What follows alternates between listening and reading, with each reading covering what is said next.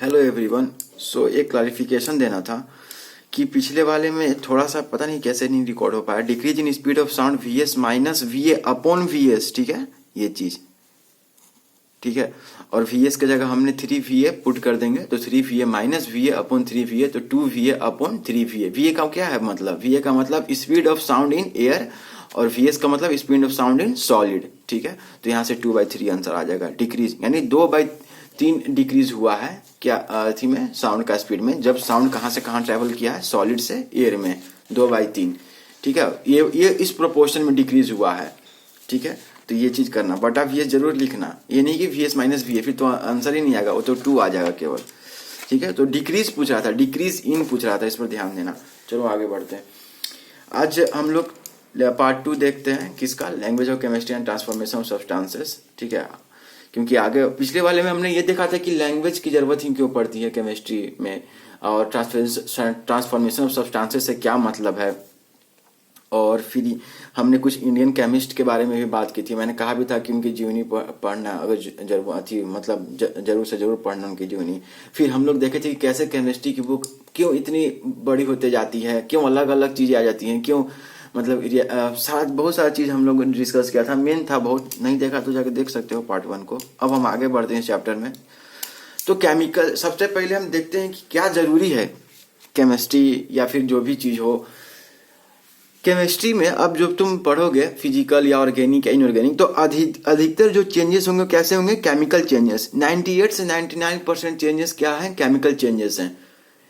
ऐसा क्यों? देखो फिजिकल चेंजेस में तो कुछ नहीं होता है ना, उसमें तो केवल क्या होता है कि मॉलिक्यूल का बस टेम्पोररी चेंज होता है, ठीक है। जैसे कि अब अभी हम लोग वही देखने जा रहे हैं, फिजिकल चेंज और केमिकल चेंज के बारे में। तो सबसे पहले केमिकल चेंज का डिफिनेशन देख लेते हैं। The transformation which involves a change in the structure और कंपोजिशन, ये बहुत इंपॉर्टेंट है।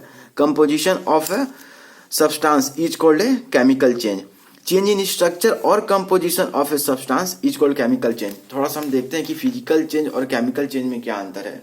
और मैं पहले बता चुका हूं कि केमिकल चेंज के बारे में ही पूरा केमिस्ट्री के बारे में पढ़ना, फिजिकल चेंज ना के बराबर पढ़ना हम लोग को। क्योंकि अब इसमें जिसमें मॉलिक्यूलर कंपोजिशन चेंज नहीं हो रहा है, कोई एनर्जी का हीट एंड लॉस नहीं है, और टेम्पोररी चेंज है और रिवर्सिबल भी है, तो क्या उसमें क्या पढ़े हम लोग, उसमें उसका क्या स्टडी करें, वो तो दिख ही रहा है, वो तो है ही। तो इसलिए सबसे पहले जब भी एग्जाम में आए ना कि फिजिकल चेंज और केमिकल चेंज में आप डिफरेंस करो, तो इस तरह से जरूर लिखना, ठीक है। एक तरफ फिजिकल चेंज, केमिकल चेंज, और बीच में तुम लाइन एक ड्रॉ कर सकते हो स्ट्रेट, ठीक है। मैंने नहीं किया है, स्ट्रेट कर सकते हो। फिजिकल चेंज में क्या होता है, अब ध्यान से सुनना। कई लोग को पता तो है कि फिजिकल चेंज में वो टेम्पोररी चेंज होता है, फिर रिवर्सिबल होता है या जो भी, बस, लेकिन वो डिटेल में नहीं। जब तुम उनसे पूछो कि डिफिनेशन बताओ, तो वो हल्का फुल्का बता के निकल जाएंगे, वे खुद कंफ्यूज रहते हैं। तो इसलिए इसको स्टडी करो ध्यान से। Physical change, no change in molecular composition takes place, hence no new substances are formed. Physical change में कोई न्यू सब्सटेंस फॉर्म नहीं करता है, कोई मॉलिक्यूलर चेंज टेक प्लेस नहीं करता। फॉर एग्जांपल वाटर अगर लिक्विड में है और इसको 0 डिग्री सेंटीग्रेड पर ले जाओ तो ये आइस में कन्वर्ट हो जाएगा, लेकिन आइस भी तो वाटर ही है ना। इसका आइस का मॉलिक्यूलर फॉर्मूला क्या है, वाटर ही है, H2O ही है। अब ये सॉलिड H2O हो गया, पहले लिक्विड H2O था, लेकिन है तो अभी भी H2O ना। तो इसीलिए कोई नया सब्सटेंस क्या है, फॉर्म नहीं हुआ है। मॉलिक्यूलर कंपोजिशन चेंज हुआ क्या, अभी भी H2O है, बाद में भी H2O है, ठीक है। बस स्टेट ऑफ मैटर चेंज हुआ है लिक्विड से सॉलिड में। तो ऐसे चेंजेस को फिजिकल चेंजेस, लेकिन वही हमारा क्या होता है, केमिकल चेंजेस में क्या होता है, molecular composition changes, hence new substances are formed. Chemical change में क्या होता है कि मॉलिक्यूलर कंपोजिशन चेंज होता है। फॉर एग्जांपल इसको क्या कहते हैं, हालांकि अभी तो पता नहीं होगा, इसको कहते हैं कैल्शियम कार्बोनेट। हम लोग देखेंगे कैसे कंपाउंड को, धीरे धीरे सारा कंपाउंड का नाम याद हो जाएगा। कैल्शियम कार्बोनेट को हीट करते हैं, ये क्या साइन है, इसका मतलब ये होता है कि हीट कर रहे हो तो क्या बनता है, कैल्शियम ऑक्साइड और CO2 गैस। ये ऐसे करने से इसको पता चलता है कि गैस रिलीज हुआ, ठीक है।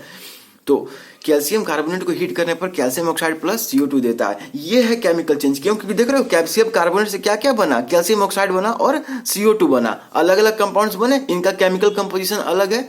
और प्लस में मैंने ऐसे क्यों लिखा, इसको क्या कहते हैं, इस पूरे को केमिकल इक्वेशन कहते हैं। ऐसा जब भी है तो इसको क्या कहते हैं, केमिकल इक्वेशन कहते हैं इसको। अब मैं चाहता तो वर्ड्स में भी लिख सकता था, इस चीज को ऐसे ना लिख के मैं ये कहता कि when we heat calcium carbonate it decomposes into calcium oxide and carbon dioxide. मैं ऐसे भी वर्ड्स में यहाँ लिख सकता था, लेकिन ऐसे लिखने से क्या हुआ कि उतना लंबा लिखने से मैं बच गया। आ रही बात समझ में? मैंने सिंबल्स का यूज किया, केमिकल इक्वेशन बना दिया ताकि मैं उतना बड़ा बड़ा स्टेटमेंट ना लिखूं। इसलिए केमिकल इक्वेशन का यूज करते हैं ताकि हम लोग बार बार उस चीज को लिखने से बचे। ठीक है, हम लोग आसानी से एक बार में लिख दे, सिंबल्स का यूज करते हैं और पता भी चल रहा है कि क्या क्या हुआ है। ठीक है, तो ये केमिकल चेंज का पहला हुआ कि कोई नया सब्सटेंस बनता है, मॉलिक्यूलर कंपोजिशन चेंज करता है। दूसरा क्या है? फिजिकल चेंज में physical change is temporary and easily reverse. Reversible का मतलब है कि दोबारा जो प्रोडक्ट बना उसको दोबारा तुम रिएक्टेंट में बदल सकते हो। फॉर एग्जांपल, वाटर को कूल किया तो आइस बन गया, लेकिन आइस को फिर से अगर हीट देंगे तो वाटर में बदल जाएगा। यही है रिवर्सिबल। ठीक है, वाटर से आइस में बदल तो गया, लेकिन आइस को हीट करेंगे तो फिर ये वाटर में बदल जाएगा। तो यही है reversible. Physical change is temporary, temporary मतलब थोड़े समय के लिए। ठीक है, एंड इजिली रिवर्सिबल। ये चीज मैंने देखो, वाटर को कूल किए तो आइस बन गया, लेकिन आइस को फिर से हीट किए, ऐसा साइन। इसका मतलब क्या है कि ये कूलिंग हुआ तो आइस बन गया। अब इसका मतलब क्या है? ये एरो ध्यान से देख रहे हो, ये एरो इस तरफ है, तो वाटर को कूल किए तो एरो इधर है तो आइस बन गया। अब आइस से फिर एरो, अब देख रहे हो यहाँ ऐसे है ये वाला, ये देख रहे हो, तो आइस को फिर हीट किए तो वाटर में, केवल स्टेट ऑफ मैटर चेंज हुआ है। ठीक है, तो पहला हमारा क्या था कि मॉलिक्यूलर कंपोजिशन चेंज नहीं करता फिजिकल चेंज में। दूसरा हमारा क्या है कि जो चेंजेस होते हैं वो टेम्पोररी होते हैं और रिवर्सिबल होते हैं। याद करने से पॉइंट लिखने के काम आएगा। लेकिन केमिकल चेंज में क्या है कि chemical change is permanent and not easily reversible. Permanent मतलब स्थायी, और टेम्पोररी मतलब अस्थायी। तो permanent and not easily reversible, easily reversible नहीं है। फॉर एग्जांपल, शुगर, जो घर में जो चीनी है उसको तुम हीट करोगे बिना पानी की अधिक किए, उसको घर पर मत करना, नहीं तो मम्मी बहुत डांटेंगे। ठीक है, क्योंकि सारा बर्तन काला हो जाएगा। तो अगर शुगर को किसी बर्तन पर रख के उसको हीट करोगे, हीट करते जाओगे, इसका मतलब क्या है? ये हीट का साइन है। और ये क्या है कि रिएक्शन, अभी तुम ये केमिकल चेंज होने वाला है। ठीक है, तो शुगर को हीट करोगे तो क्या मिलेगा? कार्बन, जो कि ब्लैक रंग का होगा। ऑफ कोर्स शुगर जल जाएगा जो बहुत ज्यादा हीट करोगे तो, और प्लस स्टीम यानी वाटर वेपर भी मिलेगा थोड़ा सा। ठीक है, तो इसी को कहते हैं ब्लैक रेसिड्यू, जो कार्बन के फॉर्म हुआ। क्योंकि शुगर का फॉर्मूला क्या होता है? C6H12O6 होता है। देख रहे हो, इसमें कार्बन है, देखो तो 6 कार्बन। एक शुगर मॉलिक्यूल में कितने कार्बन है? C6 यानी 6 कार्बन। और हाइड्रोजन कितने हैं? 12 H12। और ऑक्सीजन कितने हैं? 6 हैं। ये पूरा एक मॉलिक्यूल है किसका? शुगर का। यही होता है ना शुगर का, ग्लूकोज जो भी कहो, तो ये एक मॉलिक्यूल है। लेकिन अगर मैं 2 टाइम्स C6H12O6 लिख दूं, अब इस पूरे को 2 से गुना कर दूं, तो ये क्या हो जाएगा? अब मैं कहूंगा कि ये 2 मॉलिक्यूल ऑफ ग्लूकोज है। ठीक है, ग्लूकोज ही शुगर का, इस तरह से हम लोग लिखते हैं। ठीक है, तो इसका केमिकल फॉर्मूला है। तो अब इसमें कोई कहेगा कि ठीक है ये 2 मॉलिक्यूल शुगर का है, तो इसमें अब कितने कार्बन है? तो पहले तो 6 थे, लेकिन 2 हो गया, तो 6 गुने 2 12 कार्बन हो गए। हाइड्रोजन कितने हैं? तो 12 गुने 2 24 हाइड्रोजन है। ऑक्सीजन कितने हैं? तो 6 गुने 2 12 ऑक्सीजन है। 2 मॉलिक्यूल शुगर में या 2 मॉलिक्यूल ग्लूकोज में। इस तरह से तुम देखते हो, तो हम देखेंगे इसको चीज को देखेंगे बाद में। तो chemical change is permanent and not easily reversible. एक और चेंज जो हमें देखना है, there is no net gain और loss of energy. No net लिखा है, ये नहीं सोचना कि मतलब कोई एनर्जी का गेन या लॉस नहीं होता। ठीक है, यहाँ नेट लिखा है। नेट मतलब समझने की कोशिश करो, ये वर्ड बहुत important. There is no net gain और loss of energy. For example, water में अगर एनर्जी दोगे, वाटर को एनर्जी ऑब्जर्व कराओगे लिक्विड स्टेट में, तो ये वाटर वेपर बन जाएगा। अरे पानी को गर्म करोगे तो भाप में तो बदलेगा, तो यानी उस पानी ने क्या किया? एनर्जी को ऑब्जर्व किया। ओके, लेकिन अगर इसी वाटर वेपर को तुम किसी ऐसे चैम्बर में ले जाओ जहां बर्फ रखा हुआ है, तो वाटर वेपर जैसे ही बर्फ के साथ या ठंडे माहौल में जाएगा तो क्या बन जाएगा? फिर से वाटर के फॉर्म में आ जाएगा। तो ये क्या होगा? एनर्जी रिलीज करेगा। वाटर जब एनर्जी ऑब्जर्व करता है तो वाटर वेपर बन जाता है, लेकिन यही वाटर वेपर अगर एनर्जी रिलीज कर दे, कैसे रिलीज करेगा? किसी ठंडे इन्वायरमेंट में ले जाओ उसको, तो सारा का सारा एनर्जी उस ठंडे इन्वायरमेंट को दे देगा और खुद क्या बन जाएगा? वाटर बन जाएगा फिर से। तो नेट तो कोई एनर्जी का ना, एनर्जी यहां पर ऑब्जर्व हुआ, यहां पर रिलीज हुआ, लेकिन इस पूरे प्रोसेस में यहां से यहां फिर यहां से यहां के दौरान कोई नेट एनर्जी का गेन हुआ नहीं हुआ। प्लस माइनस 0 हो गया, जितना ऑब्जर्व किया उतना रिलीज कर दिया। अरे समझ में, इसलिए नेट शब्द का यूज हुआ है। तो फिजिकल चेंज में there is no net gain और लॉस ऑफ एनर्जी। लेकिन केमिकल चेंज में क्या होता है? देयर इज गेन और loss of energy in the form of heat और लाइट और इलेक्ट्रिसिटी। यहां पर होता है एनर्जी का गेन और लॉस। ये नहीं कि केवल गेन ही होता है या केवल लॉस ही होता है। फॉर एग्जाम्पल ये देखो, ये बहुत ही फेमस रिएक्शन है, मतलब नाइट्रोजन, और यहाँ पर जी लिखने का क्या मतलब, जब भी ब्रैकेट में, इसका मतलब ये नाइट्रोजन जो है वो गैसियस स्टेट में, जब भी किसी केमिकल इक्वेशन में तुम इस तरह से देखो तो समझ जाना कि यहाँ पर जो ब्रैकेट में लिखा गया है ये मतलब उसका स्टेट दिखा रहा है कि वो किस स्टेट में है, गैसियस में है, लिक्विड में है। अगर लिक्विड में होता तो यहाँ एल लिख देते जी की जगह, अगर सॉलिड में होता तो यहाँ जी की जगह क्या लिखते हैं, एस लिखते हैं। तो नाइट्रोजन गैसीय स्टेट में प्लस हाइड्रोजन गैसीय स्टेट में मिलकर क्या बनाता है, दो मॉलिक्यूल अमोनिया बनाता है, NH3 का, इसको अमोनिया कहते हैं। अरे समझ में बात, NH3 ये भी गैसीय स्टेट में है। और इस रिएक्शन में ध्यान देना, हम हीट निकलता है इस रिएक्शन के दौरान, यानी कि ये रिएक्शन हो रहा है ना, और बर्तन को तुम छुओगे इस रिएक्शन होते हुए तो तुम्हारा हाथ जल सकता है, ठीक है, क्योंकि एनर्जी रिलीज हो रहा है। अब पता है कितना एनर्जी रिलीज होता है, माइनस कहने का मतलब कि एनर्जी रिलीज हो रहा है। ये मत सोचना कि माइनस का मतलब क्या हो गया, माइनस कहने का बस इतना मतलब है, डेल्टा एच मतलब कि तुम्हारा एनर्जी के हीट एनर्जी कितना रिलीज हो रहा है, ठीक है, जो हीट एनर्जी के बारे में है। और माइनस कहने का मतलब बस इतना है कि हीट एनर्जी बाहर निकल रहा है, यानी ये रिएक्शन होगा तो बर्तन को छुएगा तो तुम्हारा हाथ जल सकता है, ठीक है। तो 92 किलो जूल एनर्जी रिलीज होता है। अगर यहाँ माइनस ना होता, प्लस होता, प्लस 92 किलो जूल, तो इसका मतलब ये होता है कि बर्तन को तुम छूते तो ठंडा महसूस होता। क्यों? क्योंकि प्लस कहने का मतलब है कि ये एनर्जी क्या हो रहा है, हीट एनर्जी ऑब्जर्व कर रहा है, यानी आसपास के इन्वायरमेंट के, अपने आसपास के जो बर्तन या टेस्ट ट्यूब है जिसमें तुम रिएक्शन कर रहे हो, वहां से वो हीट को ऑब्जर्व कर लेगा अपने अंदर। तो बाहर से जब हीट ऑब्जर्व कर लिया तो आसपास का सराउंडिंग कैसा हो जाएगा, ठंडा हो जाएगा, तो वहां प्लस 92 किलो जूल होगा। लेकिन ये रिएक्शन नेचुरली एक्सोथर्मिक होता है, हम देखेंगे इंडोथर्मिक एक्सोथर्मिक क्या होता है। यहाँ पर हीट एनर्जी रिलीज होता है और ये बहुत फेमस है, ये हार्बर प्रोसेस से भी बनता है। आगे हम देखेंगे कि इसमें कैटलिस्ट यूज होता है। ये देखो एक चीज देखो, और बैलेंसिंग का यहाँ पर कंसेप्ट दिखाता हूँ। देखो तो यहाँ नाइट्रोजन 2 है प्रोडक्ट में, रिएक्टेंट में, सॉरी रिएक्टेंट ये है, ये प्रोडक्ट है, रिएक्टेंट ये सब कहते हैं। इधर रिएक्शन जो आपस में रिएक्ट करने वाले उनको रिएक्टेंट है, और रिएक्शन हो के जो बनता है वो प्रोडक्ट। तो नाइट्रोजन यहाँ 2 है, यहाँ पर भी देखो तो नाइट्रोजन 2 है, देखो तो एन है लेकिन 2 से गुना है ना, तो इसका इधर भी नाइट्रोजन 2 है। इधर मैंने बैलेंस करके रखा पहले से, आसान है बैलेंस, तुम सीख सकते हो। अब हाइड्रोजन देखो यहाँ कितना हाइड्रोजन, ये 2 हाइड्रोजन है H2, लेकिन ये 3 से मल्टीप्लाई है, यानी 2 × 3 6 आ जाएगा, 2 × 3 6, यानी 6 हाइड्रोजन है। दिख रहा है, समझ में आ रहा है। और इधर भी 6 हाइड्रोजन है, क्योंकि देखो तो H3 है यहाँ पर, H3, लेकिन 2 से मल्टीप्लाई है, यानी 3 × 2, यहाँ भी 6 हाइड्रोजन है। यानी जितना नाइट्रोजन और हाइड्रोजन रिएक्टेंट में है उतना ही प्रोडक्ट में भी है। तो ये इक्वेशन क्या है, बैलेंस है, और ये रिएक्शन एक्सोथर्मिक है, यानी इस दौरान हीट एनर्जी रिलीज होता है। तो फिर तुम ये सोच रहे होगे कि अगर मैं फिर से NH3 को N2 + 3H2 में ले जाऊं तो क्या इतना ही हीट एनर्जी रिलीज नहीं होगा? तो फिर तो ये वही फिजिकल चेंज हो गया, क्योंकि उतना ही अगर फिर से plus 92 kilo joule heat energy release हुआ तो फिर तो ये भी वही हो जाएगा कि जितना हीट इसने ऑब्जर्व किया उतना ही रिलीज किया। तो तुम मुझे बताओगे कि क्या ये पॉसिबल भी है NH3 को दोबारा N2 + 3H2 में करना, और अगर पॉसिबल है तो कितना हीट एनर्जी निकलता है? तुम मुझे बताओगे कमेंट सेक्शन में कि अगर इसका उल्टा करे तो, ठीक है। हालांकि ये केमिकल चेंज ही है, क्योंकि देखो तो मॉलिक्यूलर कंपोजिशन चेंज हुआ है ना, मॉलिक्यूलर कंपोजिशन चेंज हुआ है, और इसका रिवर्सिबल करना आसान नहीं है। ये चीज तुम समझना। ये केमिकल चेंज का एक प्रॉपर्टी ये भी होता था कि वो परमानेंट होता है और इजीली रिवर्सिबल नहीं होता है। रिवर्सिबल हो सकता है अगर बहुत जिस कंडीशन में टेम्परेचर और प्रेशर को कंट्रोल करते रहे तो रिवर्सिबल हो सकता है, लेकिन इजीली रिवर्सिबल नहीं होगा। तो इसका मतलब NH3 को दोबारा N2 + 3H2 लाने में वो आसान नहीं है, ठीक है। उसमें प्रेशर और कई सारी चीजें में चेंज करने होंगे, ठीक है। तो ये केमिकल रिएक्शन तो है, ठीक है, इसमें कोई शक नहीं, केमिकल रिएक्शन हुआ है। कुछ एग्जांपल देखते हैं फिजिकल चेंज का। तो conversion of water into steam, यानी वाटर को वाटर वेपर में बदलना, ठीक है।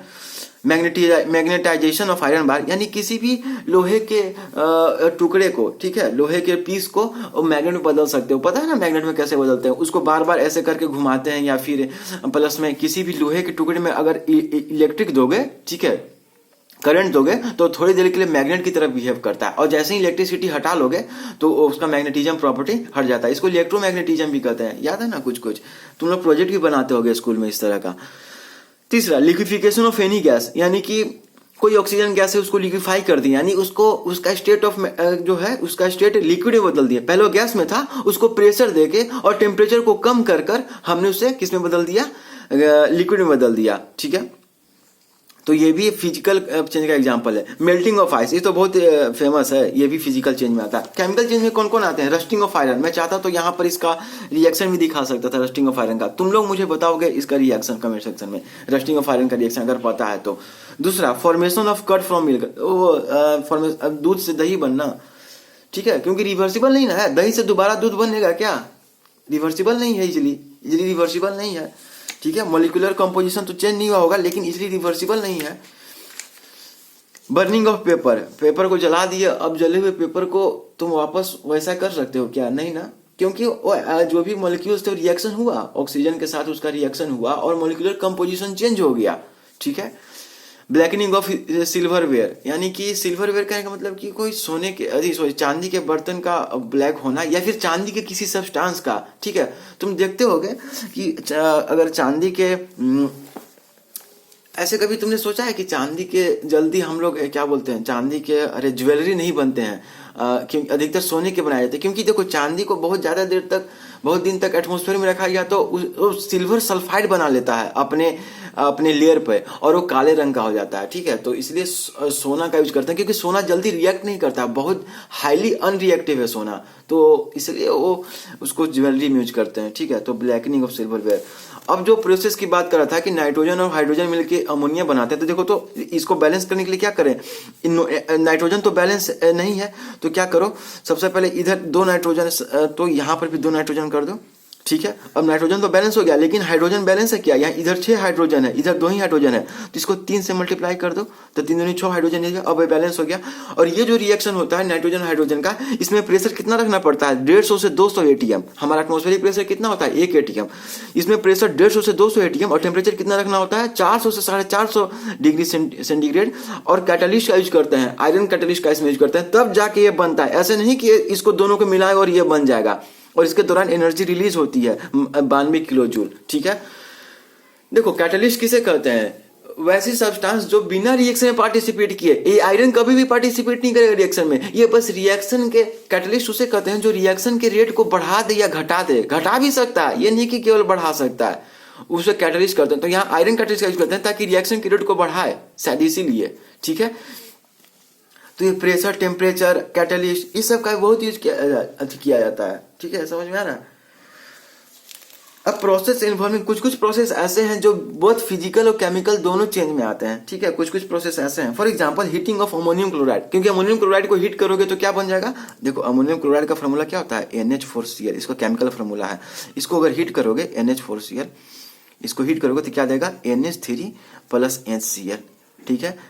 क्या दिया? अमोनियम क्लोराइड को हीट करने पर अमोनिया प्लस हाइड्रोक्लोरिक एसिड दिया। लेकिन ये सबलाइम भी कर जाता है, हीट करने पर सबलाइम कर जाता है। सबलाइम मतलब पता था ना, सब्लिमेशन, कि वैसे सॉलिड जो डायरेक्ट हीट करने पर वाटर, जो डायरेक्ट हीट करने पर वेपर स्टेट में चेंज हो जाए, ऐसे सॉलिड जो डायरेक्ट हीट करने पर गैसीय स्टेट में चेंज हो जाए, बीच में लिक्विड स्टेट में न जाए। फॉर एग्जाम्पल कपूर को तुम हीट करते हो तो क्या वो लिक्विड बनता है क्या? जो कपूर है सॉलिड है, उसको हीट करते हो तो लिक्विड स्टेट में जाता है? नहीं, वो सीधे गैसीय स्टेट में चल जाता है, तो उसको कहते हैं सब्लिमेशन। तो NH4Cl को हीट करने पर सबलाइम भी करता है और प्लस में स्टेट केमिकल कंपोजिशन भी तो चेंज हुआ है। तो ये फिजिकल और केमिकल दोनों प्रोसेस में आता है।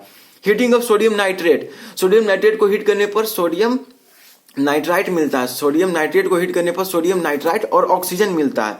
तो वो तो हो गया क्या, केमिकल चेंज हो गया। लेकिन सोडियम नाइट्रेट को हीट करने पर वो मेल्ट भी कर जाता है। तो इसमें दोनों प्रोसेस इन्वॉल्व है, फिजिकल और केमिकल दोनों, ठीक है। तो कुछ रिएक्शन ऐसे होते हैं। अब तुम क्या और एग्जांपल के बारे में सोच सकते हो जो फिजिकल और केमिकल दोनों हो? मुझे बताना कमेंट सेक्शन में।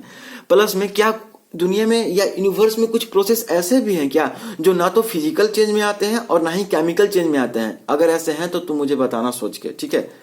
मतलब क्या ऐसा हो सकता है कि कोई प्रोसेस ऐसा हो जो ना तो फिजिकल चेंज में आता हो ना केमिकल चेंज में आता हो? तो बताना मुझे सोचकर।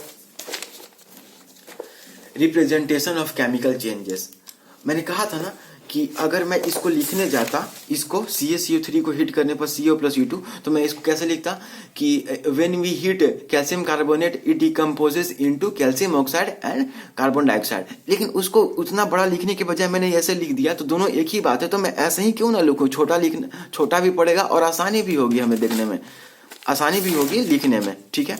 तो इसीलिए जो यहाँ पर जो मैंने कहा कि every chemical change can be every chemical change every chemical change can be conveniently represented in the form of chemical equation. हर एक केमिकल चेंज को हम लोग कन्वीनियंटली रिप्रेजेंट कर सकते हैं केमिकल इक्वेशन के फॉर्म में. मैंने दिखाया भी था N2+3H2 2NH3 CaO को हीट करने पर CaCO3 को हीट करने पर CO प्लस CO2 होता है. इन 1814 ईस्वी में ब्रजेलियस नाम के साइंटिस्ट ने, या जो भी केमिस्ट होंगे Berzelius, suggested a simple system of writing symbols to represent an atom of an element in the following ways. उन्होंने कहा कि क्यों एटम को बार बार हम हाइड्रोजन हाइड्रोजन लिखते रहें, कुछ ऐसा कहो कि मतलब जो आसानी हो लिखने में, हम बार बार केमिकल इक्वेशन में उसको रिप्रेजेंट कर सके. तो पहला नियम क्या दिया उन्होंने कि most of the cases the first letter of the name of the element in capital letter is used as the symbol of the element. मैंने बहुत सारे केस में जो एलिमेंट का जो नाम है उसका जो पहला अक्षर है उसको कैपिटल में लिख देते हैं. फॉर एग्जांपल बोरोन, बोरोन का पहला अक्षर बी है तो इसका कैपिटल जो बी होगा यही इसका सिंबल हो जाएगा. कार्बन, कार्बन का पहला अक्षर सी है तो कार्बन को कैपिटल लेटर सी में लिख देते हैं, कैपिटल सी, यही इसका सिंबल हो गया. फ्लोरीन का कैपिटल एफ, हाइड्रोजन का कैपिटल एच, ऑक्सीजन का कैपिटल ओ. लेकिन अब थोड़ा रुकते हैं. हाइड्रोजन, इसका नाम हाइड्रोजन ही क्यों पड़ा, यह सोच सकते हो. हाइड्रोजन का नाम हाइड्रोजन ही क्यों पड़ा, ऑक्सीजन का नाम ऑक्सीजन ही क्यों पड़ा. सबसे पहले हाइड्रोजन की खोज किसने की, तो 1766 ईस्वी में हेनरी कैवेंडिश नाम के केमिस्ट ने हाइड्रोजन की खोज की. अब इसका मतलब ये नहीं है कि 1766 के पहले दुनिया में हाइड्रोजन नहीं था, लेकिन लोगों ने उसे देखा और समझा और हाइड्रोजन को उन्होंने बताया कि देखो भैया, जब हाइड्रोजन जब जलता है तब जलता है, इसका मतलब क्या होगा, जब भी कोई चीज जलती है यानी कंबशन करती है तो ऑक्सीजन के साथ मिलती है, क्योंकि किसी भी चीज को जलने के लिए ऑक्सीजन की जरूरत होती है. ये बात तुम्हें समझ में आई. अगर किसी चीज को ऑक्सीजन नहीं मिल रही है तो कभी भी नहीं जलेगी, चाहे उसमें कितना भी आग लगा दो. फॉर एग्जाम्पल, अगर तुम ऐसे कमरे में चले गए जहां ऑक्सीजन है ही नहीं, केवल CO2 या कुछ दूसरे गैसेस है, और वहां पर तुम आग लगाने की कोशिश करोगे, वहां आग नहीं लगेगी. क्यों, क्योंकि जलने के लिए ऑक्सीजन की जरूरत होती है. इसलिए तो फायर एक्शन रिएक्शन में हम लोग CO2 का यूज करते हैं, क्योंकि CO2 क्या करता है कि ऑक्सीजन का जो चीज जल रही है, ठीक है, मान लो कोई चीज जल रही है, इसमें अगर CO2 गैस डालोगे बहुत ज्यादा मात्रा में तो क्या करेगा, कार्बन डाइऑक्साइड ऑक्सीजन के कनेक्शन को कट कर देगा अपने आसपास के एनवायरनमेंट से, और ये चीज जो है वो जलना बंद हो जाएगी. तो जो फायर एक्सटिंग्विशर देखते हो तुम, लाल रंग का जो फायर एक्सटिंग्विशर आता है ना, लाल रंग का फायर एक्सटिंग्विशर आग बुझाने वाली, उसमें CO2 गैस रहता है, और वो कैसे वहां रिएक्शन होता है, CO2 कैसे वहां बनता है वो हम बाद में देखेंगे. लेकिन एक चीज यहां पर देखो कि हेनरी कैवेंडिश ने देखा कि हाइड्रोजन और ऑक्सीजन को जलाने पर क्या मिलेगा, H2O तो मिलेगा ही मिलेगा, और दोनों तो बैलेंस कर दो, इधर 2 हाइड्रोजन इधर भी 2 हाइड्रोजन, लेकिन इधर तो 2 ऑक्सीजन है, इधर एक ही ऑक्सीजन है, तो इसको 2 टाइम्स कर दो.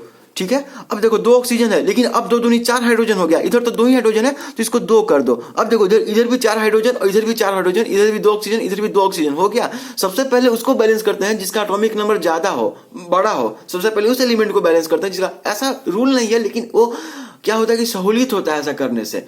तो मैंने इसलिए पहले ऑक्सीजन को बैलेंस कर लिया और आराम से फिर हाइड्रोजन को करते रहा. ठीक है, तो देखा कि हाइड्रोजन जब जलता है तो क्या देता है, वाटर देता है. तो हाइड्रोजन जानते हो किस शब्द से बना है, हाइड्रो प्लस जीनिस.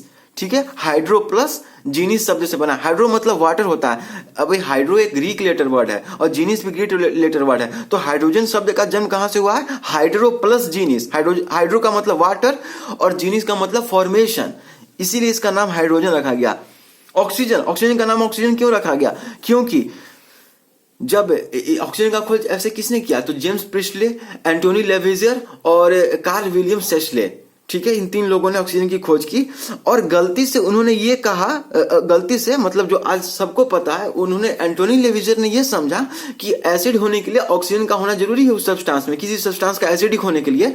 और उसने क्या किया, इसका ग्रीक में एक वर्ड है ऑक्सीजिनिस. ऑक्सीजिनिस का मतलब होता है एसिड प्रोड्यूसर, और यहीं से ऑक्सीजिनिस से ही ऑक्सीजन शब्द बन गया. यानी आज भी हम लोग गलत अर्थ में ऑक्सीजन का यूज करते हैं. ऑक्सीजन नाम को बदल देना चाहिए मेरे ख्याल से, उसका तो कुछ दूसरा नाम रखना चाहिए. वैसे भी नाम में क्या रखा है, एक चीज ये समझो कि नाम एक भ्रम है केवल. ऐसा नहीं है कि ऑक्सीजन का नाम ऑक्सीजन रखने से पहले ऑक्सीजन नहीं था.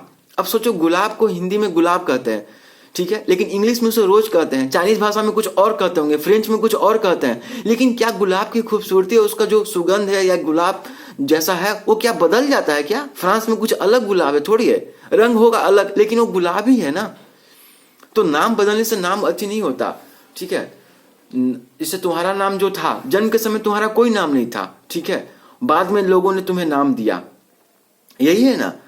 इसका मतलब तुम दूसरा नाम भी रख लो तो भी कोई दिक्कत नहीं है, कुछ दूसरा नाम रख लो ना तुम, उससे कोई दिक्कत नहीं, फर्क पड़ेगा। ऐसा थोड़ी है कि तुम दूसरा नाम रखोगे तो तुम मर जाओगे या फिर कुछ हो जाएगा तुम्हें, ऐसा कुछ नहीं है। इसका मतलब, और फॉर एग्जाम्पल मान लो दुनिया में दीपक, मतलब लोग दीपक नाम के जो हैं सबको इकट्ठा करो, दीपक नाम के लोगों, क्या उन सबका चेहरा एक है? क्या उनका सबका पर्सनैलिटी एक है? क्या उन सबका सोचने का ढंग एक है? नहीं। इसलिए नाम में बस एक पहचान के रूप में दी जाती है कि ताकि मान लो स्कूल में रजिस्टर में नाम लिखना है तुम्हारा, तो क्या लिखेंगे कि इस मोहल्ले के घर नंबर 15 के शर्मा जी के बड़े बेटे ये हो तुम, ऐसा थोड़े कहेंगे, कुछ तुम्हारा अपना नाम ले देंगे, मान लो रोशन दे देंगे ताकि आसानी हो, ठीक है, आइडेंटिटी कार्ड पर लिखने में आसानी हो, बस इसलिए नाम दिया जाता है और उसका कोई यूज नहीं है। तो नाम तुमसे है, तुम नाम से नहीं हो, आगे समझ में, नाम इसलिए।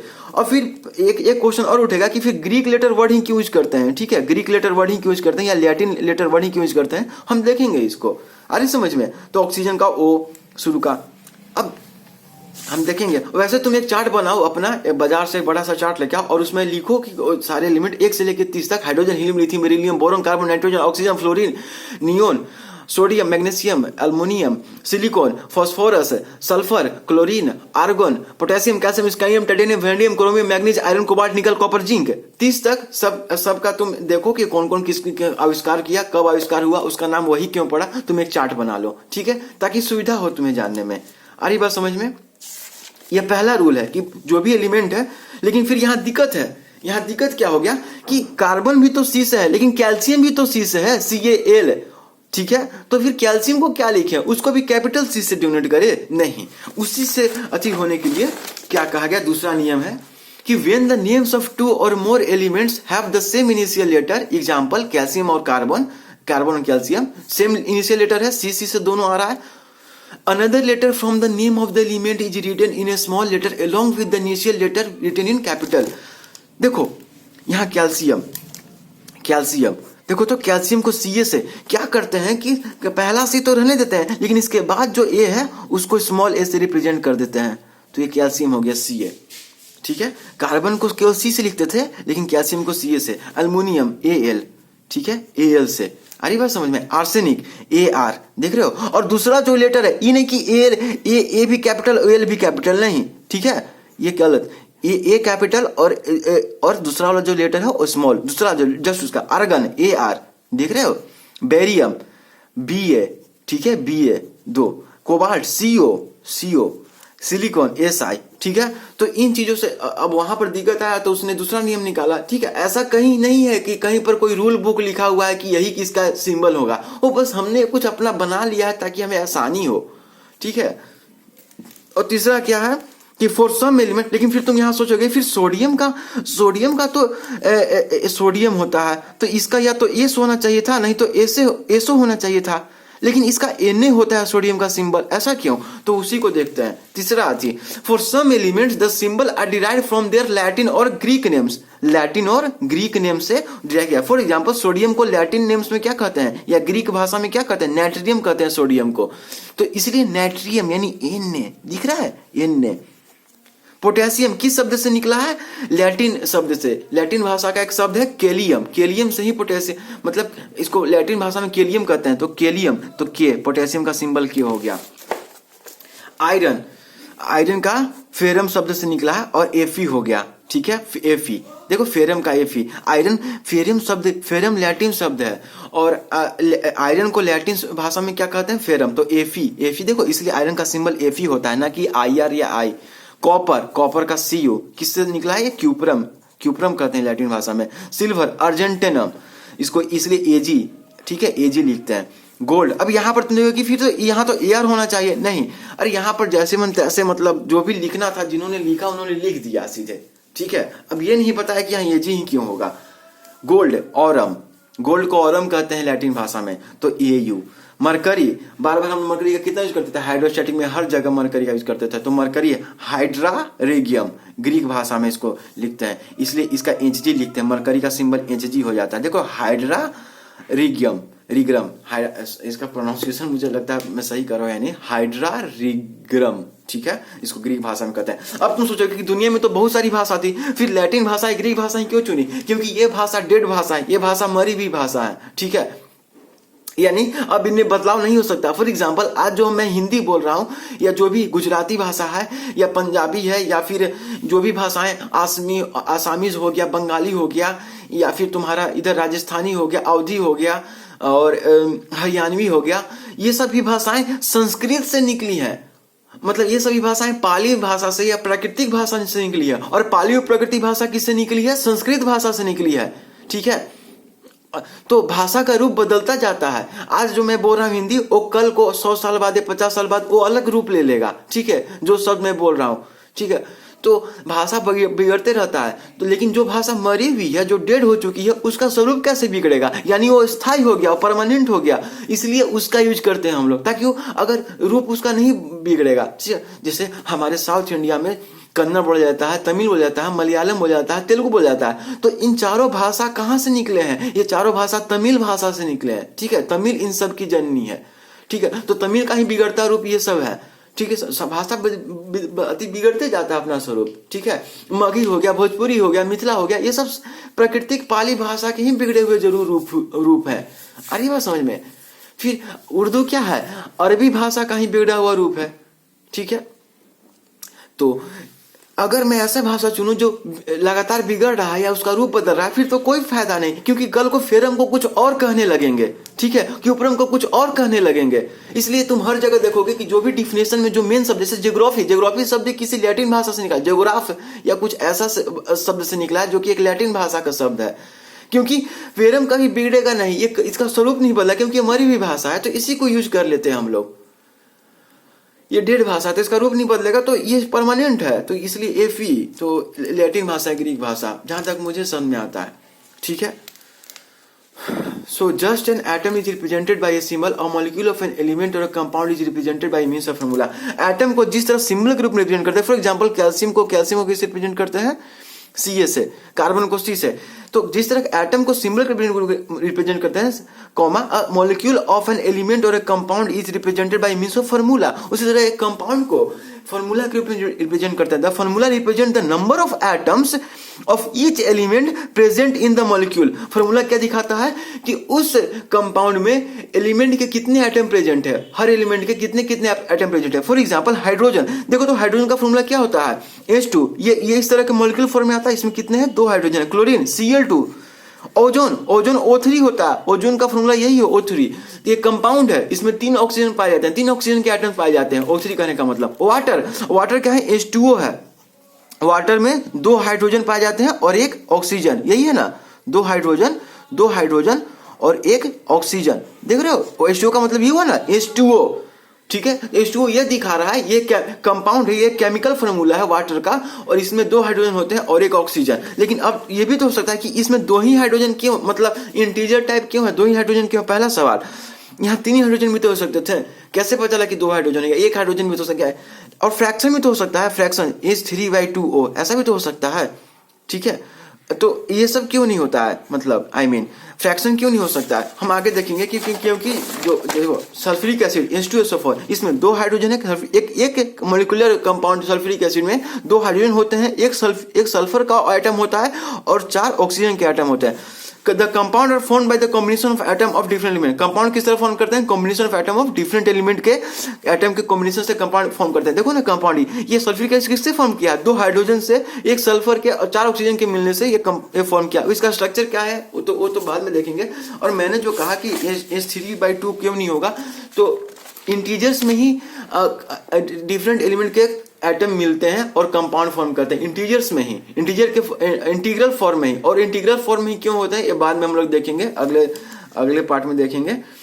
और फिर हम लोग मॉलिक्यूलर फार्मूला देखेंगे, हम लोग क्या बोलते हैं, मॉलिक्यूलर फार्मूला कैसे बनते हैं कंपाउंड्स के, हम लोग डिफरेंट आयंस रेडिकल्स क्या होते हैं, एसिड बेसिस सॉल्ट्स का नेमिंग देखेंगे। ठीक है, उनका नेमिंग कैसे किया जाता है। Different type of chemical reaction देखेंगे, exothermic, endothermic, combination reaction, double displacement reaction, displacement reaction, ये सब देखेंगे। फिर रिएक्शन को बैलेंस करने की जरूरत ही क्यों पड़ती है, कैसे पता चलता है कि बैलेंस करना ही, हम लोग बैलेंस ही क्यों करते हैं, ये सब चीज भी देखेंगे। So thank you so much guys for watching this, have a great day ahead.